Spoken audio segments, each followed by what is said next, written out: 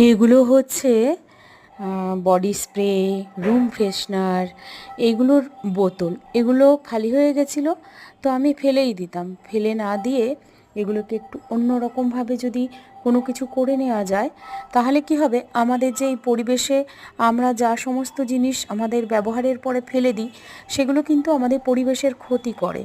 তো আমরা যদি সেটাকে রূপান্তর করে অন্য কিছু একটা বানিয়ে নিজের ঘরে রেখে দিই, তাহলে কিন্তু কি হবে, আমাদের পরিবেশের ক্ষতির পরিমাণটা কম হবে। এরকম যদি প্রত্যেকেই আমরা এই চিন্তাভাবনা নিয়ে চলি, তাহলে কিন্তু আমরা অনেকটা প্রকৃতিকে আমরা রক্ষা করতে পারবো, আমাদের পরিবেশকে রক্ষা করতে পারবো। তো এই বোতলগুলো খালি হয়ে যাওয়ার পরে আমার মাথায় আসলো যে আমি একটু মল্ডিড ক্লে দিয়ে এটাকে আমি একটু ডেকোরেশন করে নিই।